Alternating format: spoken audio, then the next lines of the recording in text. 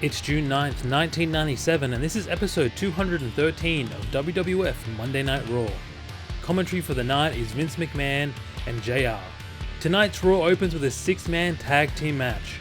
Ahmed Johnson and the Legion of Doom are taking on the Nation of Domination, Faarooq, Crush, and Savio Vega. WWF, it was electrifying. Hawk off the ropes and it's here. And he is as bad as you. Touchdown. And Animal hardly goes anywhere. Again. Forget about it. Going at it again and forget about it. Right. As has been documented. Pearl River punch. And there for Ahmed Johnson to be able to settle. And Faarooq's trying to make a tag here in this situation.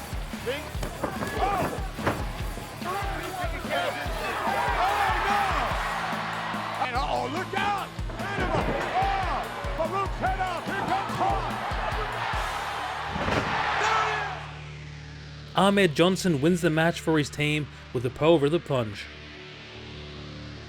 Next up, the 1997 King of the Ring, Hurst Helmsley, heads out to the ring. Vince asks Helmsley why he attacked Mankind after their match last night. Helmsley says that this should have been a year ago. He should have been the 1996 King of the Ring, but says that it's all Vince's fault. Helmsley is then interrupted by Mankind on the Titantron. Mankind says that he wants a rematch tonight, and Helmsley says he doesn't know if Mankind deserves a rematch, and asks Chyna what she thinks. Chyna says that Mankind should kiss her ass if he thinks he's getting a rematch tonight. Mankind replies that it's Chyna's lucky day because he's a good kisser. Mankind then makes his way to the ring. He's then quickly attacked by Helmsley. Just exactly like last night. Oh my. The next match is for the WWF European title. The British Bulldog is defending against Goldust with Marlena. Speed, and we know about his unmitigated power. Goldust to Wiley. Goldust with a hooked up for the ride. And look at the ease with which the Bulldog holds Goldust up. His power. Look out, uppercut. And Crush. And does Goldust able to maneuver his way around? Yeah, DDT that can do it. After hitting a DDT, Goldust gets a 3 count on Bulldog, but the referee reverses the decision as Bulldog's leg was clearly on the rope. The referee then restarts the match. The European champion's time because he is so strong. That's Marlena too close to the rope. Oh! And then the other side again. Body press. And didn't quite. The match ends in a double countout as Bulldog attacks Goldust on the outside of the ring. Bulldog then continues the attack on Goldust after the bell, and Marlena steps in. Bulldog then grabs a chair. Marlena tries to protect Goldust, and Ken Shamrock runs in and takes down the British Bulldog. After a commercial break, we head backstage with Doc Hendricks outside the Nation of Domination's locker room. Doc tells us that he doesn't know what's going on in there, but there's a lot of commotion coming from inside the locker room. Faarooq then heads out the door and says that he's got something to say and he's heading to the ring right now to say it. Doc walks into the locker room where both Crush and Savio Vega appear to be arguing. Savio then says to the camera that he's going back to be with his own people, which sounds like he's leaving the nation. We then cut to Faarooq in the ring with JR. Faarooq says that he built the Nation of Domination around himself, and then says that Savio Vega is fired from the Nation of Domination. He then turns his attention to Crush, saying that Crush stabbed him in the back just like Savio, so he's fired too. Faarooq then fires the Nation Extras, which are the guys that have always been with him but haven't really ever done anything, and then says that one more person needs to go. Faarooq turns to D'Lo and tells D'Lo to open the ropes for Clarence Mason, and fires Clarence Mason here.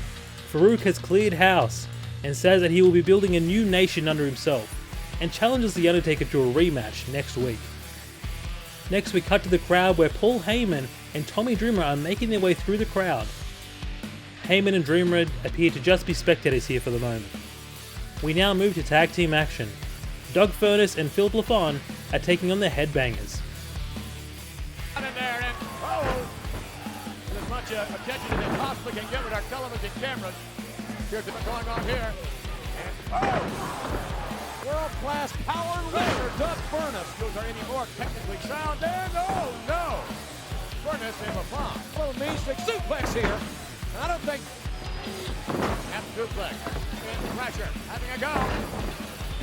Moss and Thrasher keep their opponents off balance with their unorthodox style. Here in the WWF, wait, look, the headbanger. Big pop. Hurricane run. Oh my goodness. LaFon tries to break up a pin with a splash but hits his partner Doug Furnas. Thrasher would capitalize on this and win the match. We then move backstage to Jerry Lawler with Rob Van Dam. Lawler isn't happy that McMahon has allowed Heyman and Dreamer to get into the building tonight, and says if they try to interfere in Rob Van Dam's match tonight, they'll be held or pay.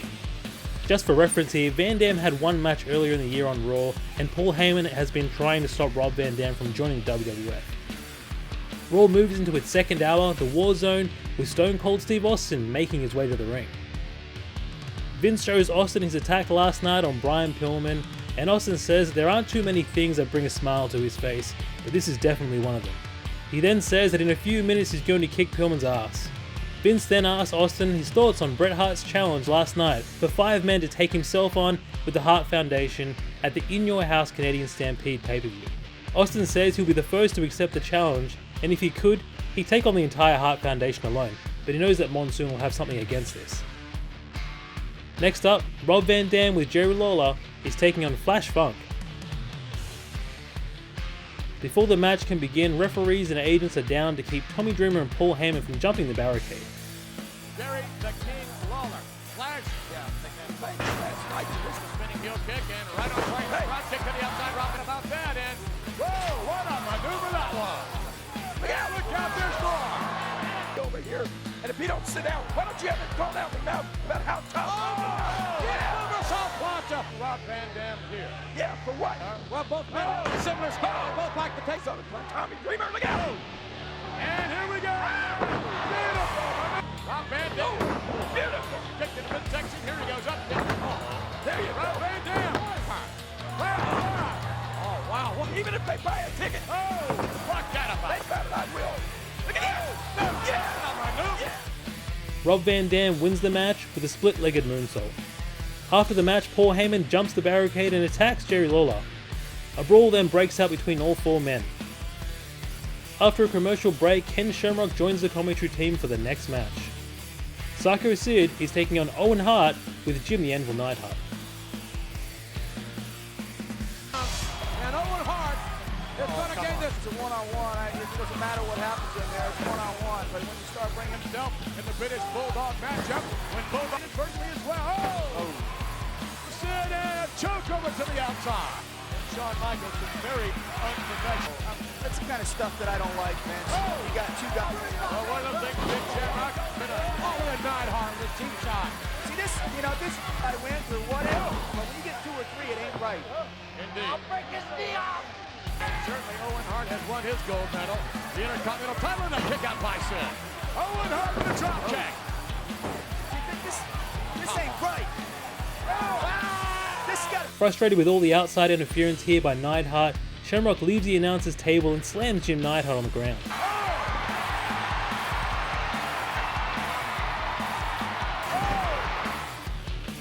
Sycho Sid wins the match with a chokeslam. Next we move to the final Mankind interview with JR. The interview would end with Mankind snapping and attacking JR with the mandible claw.